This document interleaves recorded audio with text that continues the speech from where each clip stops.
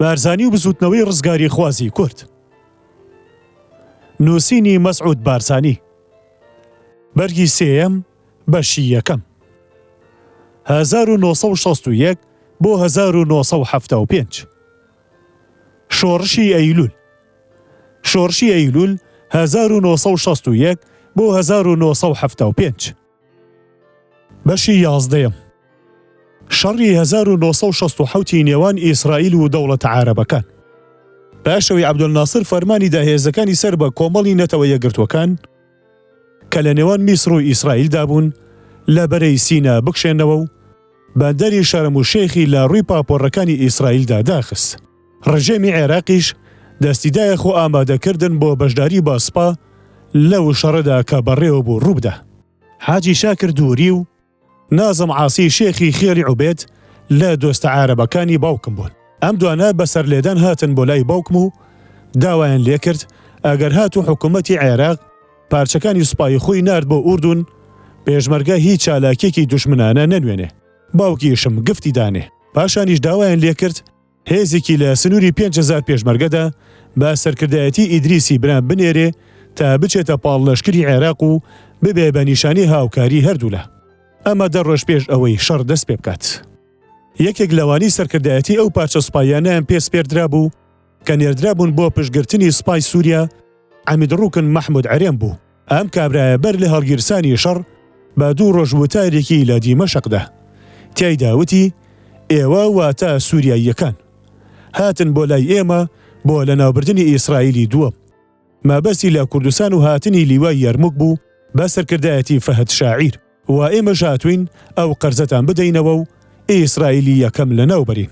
بارزانی ڕووی دەمی کردە شێخ نازم و بە پەراویزی لقی دومی داواکەیەوە وتی یا شێخ چۆن دەکرێت کەسێک کوڕی خۆی و جەنگاوەرەکانی بنێرێ بۆ بەرەیەک پیاوی نەفامی دوژمن بە میلەتی کوردی وەک ئەم کابرایی تێدا بێ و پیاویوە چۆن متمانی پێ دەکرێت سەرکردە بێ. کاری وەڵامەکەی باوکم لە داواکەی شێخ نازم زۆر مەزن بوو. ئەو لای وابوو ناردنی ئەم هێزا دەبێ بە بەڵگەی پاکی و برایەتی ڕاستەقینی نێوان هەردوو گەل. بەڵام وتارەکەی مەحموود عەرێم هەموو بیرکردنەوەیکی لە ناردنی پێشمەرگە لەناو برد کە لەوانە بوو باوکم بیری لێ بکاتەوە. لە 5 حوزەیرانیشدا وەفدێکی ڕەسمی گەورە لە بەغداوە هات بۆ گەڵاڵە و تاکە داوای ئەم وەفدە ئەوە بوو لەشکری شۆڕژگێڕی کوردستان لە ماوەی بوونی هێزەکانی عێراق لەسەر هێڵی ڕووبەڕووبوونەوەدا هیچ جموجۆڵێکی سەربازی نەنوێنێ. هەروەها داواشیان لە بارزانی کرد چ ئامۆژگاریەکی هەیە بۆیان. داواکەی شێخ نازم عاسیشیان دووبارە کردەوە کە هێزێک بە سەرکردایەتی ئیدریسی بران بنێرێ بۆ بەشداری. بارزانیش لە وەڵامیاندا وتی وتارەکەی مەحموود عەرێمتان نەبیستووە؟ وتیان نەخێر نەما بیستووە کە باوکم بۆی جێڕانەوە ناڕەزاییەکی زۆر و پێ ناخۆشبوونی خۆیان بۆ وتارە دەربڕی. کە وەفدەکە گەیشتە جێ هەواڵی دەستپێکرانی شەڕ هێشتا بڵاو نەکرابەوە. لەو کاتەدا فەڕەنسۆ هاتە ژوورەوە و ڕادیۆیەکی بەدەستەوە بوووتی شەڕ دەستی پێکرد. بارزانیش بە میوانەکانی وت هاتوون داوای یارمەتی و ئامۆژگاری دەکەن. باشترین ئامۆژگاری و یارمەتیەک پێشکەشتانی بکەم ئەوەیە کە پێتان بڵێم دەست بەجێ شەڕ ڕاگرن و با جەمال عەبدولناسریش داوای وەستاندنی شەڕ و گێڕانەوەی هێزەکانی نەتەوە یەکگرتووەکان بۆ شوێنەکانی ئەو سایلەیەک گوێکردنەوە بکات. ئەگەر ئەمە لە توانادا نەبێت من لام وایە زیانێکی زۆر مەزنتان لێ دەکەوێت و کارەساتێک بەسەر لەشکرەکانی عارەبدا دێت. پاشان لەسەری ڕۆیی وتی لەوە دڵنیابن کەوا پێشمەرگا لە دژی سوپای عێراقی چ ناکات. ڕاستیش بوو لەگەڵ گفتەکەی خۆی. ئیبراهیم فەیسەڵ بە دوای قسەکەی بارزانیدا قسەی کرد و وتی سوپای میسر زۆر بەهێزە چەکی هاوچەرخی تەفروت و ناکەری هەیە. بارزانی وەڵامی دایەوە وتی چەک تەنیا پارچە ئاسنێکە ئەوەی پشتی پێدەبەسترێ ئەو ئادەمیزادەیە بەکاری دێنێ. وەفدەکە کە هەواڵی دەستپێکردنی شەڕی بیست بە هەڵە داوان گەڕایەوە. ڕووداوێکی تری لەم جۆرەشم لە یادە. ئابی 1970 بوو. بار لە مردنی عەبدولناسر بە مانگێک پاش ئەوە کە عەبدولناسر ڕازی ببوو بەوەی پێیان دەوت دەست پێشخەریەکەی ویلیەم ڕۆجەرس دەربارەی دوایی پێهێنانی شەڕی لەبەر ڕۆیشتن شەڕەدەمێک لە نێوان قاهیرە و بەغدا پەیدا بوو کە تیایدا بەعسیەکان بە تایبەتی پیسترین جنێ و ناتۆرەی شەرماوەریان کە لە فەرهەنگی زماندا هەبێ دەرهەق بە عەبدولناسر بەکارهێنا لەبەرەوەی بە پرۆژەکەی ڕۆجەرز ڕازی بوو. باوکم زۆر بێزی لەوە دەهاتەوە. لەو ڕۆژانەدا مامۆستا عەزیز شەریف هات بۆ لامان. باوکم ئەوەی بە هەلزانی. داوای لێکرد تکایەکی لەسەر و کۆمار ئەحمەد حەسەن بەکر بۆ بکە، دەستبەرداری ئەم جنێودان و قسە ناشرینانە ببن و خۆیان لەم شێوەیە بەرزتر ڕاگرن. پاش چەند ڕۆژێک مامۆستا عەزیز شەریف وەڵامی بەکری هێنایەوە و بە باوکمی وت نامەکەتم چۆنت پێوت بووم هەروە بە سەرۆک بەکر گەیاند. وەڵامی ئەوە بوو سەلامم بگەیەنە بە باوکی ئیدریس، پێی بڵێ وا نەبێت تەنیا عەبدولناسر ساگەلی هەبێ بوەڕن، ئێمەش ساگەلی خۆمانمان هەیە دەوەڕن. وەرەی شۆڤیەنیتی عارەب لە هەموو لایەک بەرز بووە. جوغزی دروشمی پڕ عەنعەنە و تەنتەنەی لەسەر یەک زیادکردن لە جاران هەراوتر بوو. جۆش و خڕۆشی سیاسی گەشتکۆڕ و کۆمەڵە نەتەوە یاتوون ڕۆکانی عارەبی گرتەوە کەوایان لە جەماوەر دەگەیاند تیرهاوێژێکیان ماوە بگەنە سەرکەوتن. پەنابردنە بەر ئاوەز و تاقیکردنەوەی مێژوو گەڕایەوە دووە و جێی بۆ نەمایەوە. ئەو مێشکانی قیژەقیژ و خەیاڵبافی سڕی کردبوون لە دیاریکردنی سەرنجامی شەڕدا هیچ نرخێکیان بۆ تەرازوی هێزلا نەما. نەتەوە چیە توندڕۆکان لە وتنەوەی دروشمەکەی پێشەوەی فەڵەستینی ئەحمەد شوقەیری ماندوو نەدەبوون کە گفتی دابوو ئیسرائیل تووڕداتە ناو زەریاوە. بگرێ هەندێک لە سەرشێتەکانیان گفتی ئەوەیان دەدا کە واسپای عێراقی عارەب کە بە سەرکەوتووی دەگەڕێتەوە زۆرنا بە دڕوو دەکاتە کوردستانیش بۆ ئەوەی ئیسرائیلی دووەمیش لە ناو ببات. ئەم بیرە بەسەر مێشکی خەڵکەکەدا زاڵ ببوو تا دەرد و بەڵاو مەینەت بەسەر هەردوو گەلی عارەب و کووردا بهێنێ. زمانی درێژ و دەستی کورد. هەواڵمان پێگەیشت کەوا وەفدەکە کاتێک گەڕایەوە بۆ بەغدا و لەگەڵ سەرۆکومار و بەرپرسانی تردا کۆبەوە قسەکانی بارزانیان بۆ جێڕایەوە.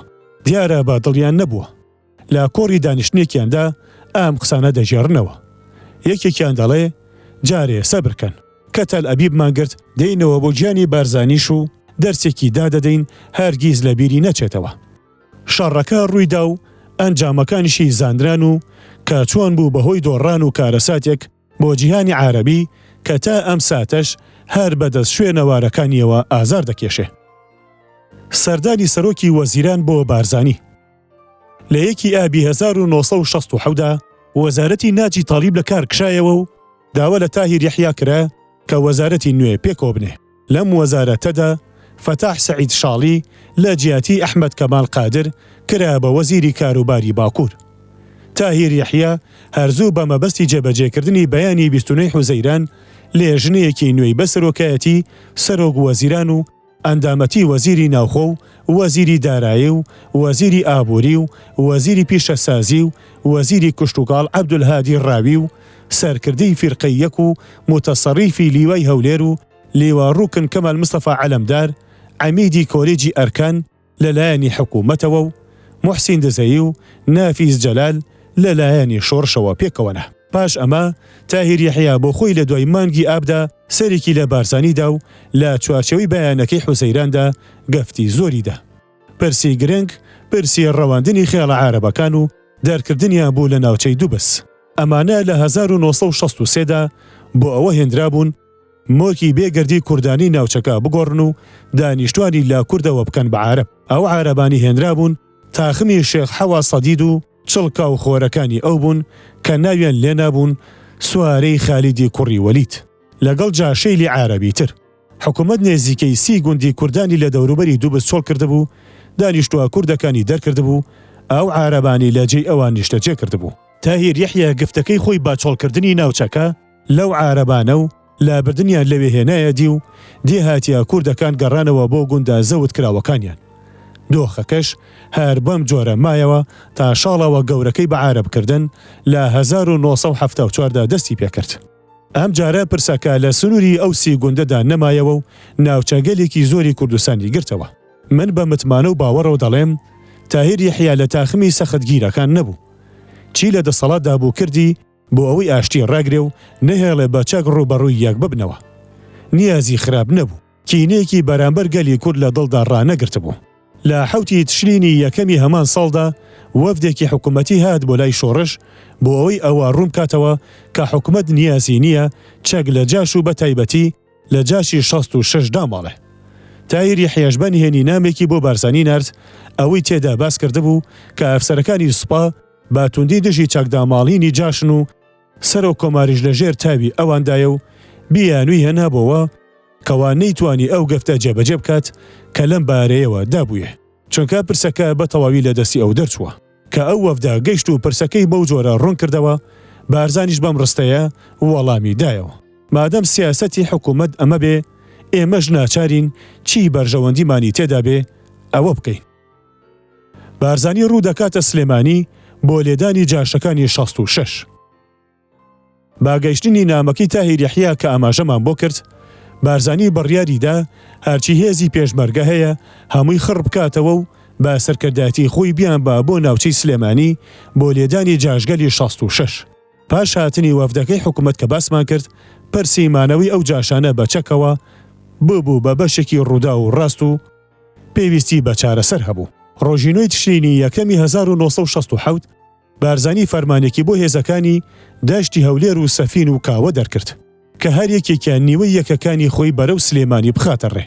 خۆشی لە دەی تشرینی یەکەمدا با سەرکردایەتی هەموو هێزی هەڵگورد و 1000 جەنگاوەری هێزی باڵک کەوتە ڕێ. ناخشەکە بەو جۆرە بوو کە دەست بکرێ بە هێرشێکی خست و بەربڵاو بۆ سەر بەکرەجۆ کە ماڵبەندی گشتی جاشان و کوورەی کۆمەڵەکانی بوو. بەندی خانەکەشیان کە ژمارەیەکی زۆر لەلایەن گرانی شۆڕش و پێشمەرگە و ئەندامانی پارتیان تێدا ئاخنی بوو هەر لەوێ بوو. ئەم بەندی خانەیە لە ناو خەڵکدا ناوی بەوە دەرکردبوو کە بەندیەکانی چه سزایەکی جەستەیی و دەرونیان دەدرێ و چی تاوانگەلێکیان دەرحەق دەکرێ. لە ناو بەندیەکانی ئەو بەندی خانەدا ناوی ڕەسوڵ مامەند و محەممەد ڕەحیم دەهێنم. هەروەها هەواڵی شەهیدبوونی دەیان لەو بەندیانشمان لە ژێر ئازار و سزادا بە دەستی خونکارەکانیان بەرگوێ کەوتبوو. باگەیشتنی بارزانی بۆ بەکرەجۆ حکومەت تێگەیشت پرسەکە چەند پڕمەترسیە دڵا کوتا کەوتەنە و ئەوانەوە کە لە خۆیان دەترسان. حکومەت دەست بەجێ لە 20 تشرینی یەکەمدا وەفدێکی بەسەرۆکایەتی عەبدولکەریم فەرحانی وەزیری کشت و کاڵ بە باڵا فڕی هەلیکۆپتەر نارد بۆ لای بارزانی. فەرحا پیاوێکی ئارام و سەنگین بوو قسەی باش دەزانی بە ناوی سەرۆکۆمارەوە قسەی دەکرد. بە زمانی ئەوەوە داوای لە بارزانی کرد هێرشەکەی بۆ سەر بەکرەجۆ چەند ڕۆژێ دوا بخە تا حکومەت ئەوان لەو بنکەیە دەگوێزێتەوە و گفتێکیشی لەو بارەوە بە زمانی ئەو کەسەوەدا کە ناردبووی. یەکێک لەو قسانەی کردی ئەوە بوو کە بەو پێی خۆی وەزیری کشت و کاڵە پێویستی بە کێڵگەی بەکرەجۆیە بۆ ئەوەی هەندێک تاقیکردنەوەی ڕواندنی تێدا جێبەجێ بکات. بارزانیش ڕەزامەندی خۆی بۆ دواخستنی هێرشەکەی پیشاندا. عەبدولکەریم فەرحان لە کتێبەکەیدا دەروێنەی شۆڕش دان بەوەدا دەنێت کە ژمارەیەک لە ئەفسەرە گەورەکان لە سوپا دژی ڕێکەوتن و چارەی ئاشتی خوازانە بوون. ئەمە ڕاستە وایە. هەندێک لەو ئەفسەرانە لە ڕووی مایەکیەوە سوودیان لە بەردەوامی شەڕ دەبینی چونکە قازانجیان لێ دەماشیەوە. هەندێکیان بەهۆی شەڕەوە دەوڵەمەند ببوون. جایە لە ڕێی دەرماڵی تایبەتی و زیادەی مانگانەوە کە دەیاندرایە یان لە ڕێی مۆری ساختی جاشی واوە کە بۆ خۆیان نەبوون. بەڵام بەڕێکەوتن لەگەڵ سەرۆک جاشەکاندا ناوی خەیاڵیان ساز کردبوو پارەیان بەناوە وەردەگرتن و موچەکانیان لە ناو خۆیاندا دابەش دەکرد. ئەو هەلا لە دەستی شۆڕش دەرچوو. ئەوەش فێڵێکی تر بوو لە فێڵەکانی ڕژێم. ڕژێم هێزێکی زۆری نار بۆ سلێمانی لە لیوایەکی زرێ پۆش و 2 لیوای پیادا پێکات بوو. ئەم هێزە سەنگەربەندی خۆی لە سلێمانی کرد. سەرکردەی فیرقەی 5 محەممەد نووری خەلیلیش کە بەوە ناسرا بوو لە ئەفسەرە دڵ پڕ لە کینەکانە بەرامبەر باگەلی کورد. هەموو هەوڵ و تەقەلای خۆی خستە کار بۆ داکۆکی لە جاش 66ەکان. بەو جۆرە جارێکی تریش فڕوفێڵی حکوومەت بەسەر شۆڕشدا تێپەڕی و بەو فڕوفێڵە جاشەکەلی 66 ساغ و سەلیم دەرچوون. ئەگەر پاش گەیشتنی ئەو هێزە پشتگرەش پێشمەرگە هێرشەکەی خۆی بکردایە زیانێکی زۆری گیانیمان لێ دەکەوت کە پێویستمان بەو زیان لێکەوتنە نەبوو. بەڵام ئەو پاڵەپەستۆیی کە بەکرەجۆ و هێزە حکومیە پشتیوانەکانی دووچاری هاتن تا ڕادەیەکی زۆر زیانی کەمکردنەوە و چالاکیەکانی سنووردارکردن و تا ڕادەیەکی گەورەش دەستدرێژی ئەوانی بۆ سەر خەڵکی ناوچەکە و لایەنگران کورد کردەوە. ئیتر بڕیاری دواخستنی هێرشەکە بۆ کاتێکی گونجاو درا.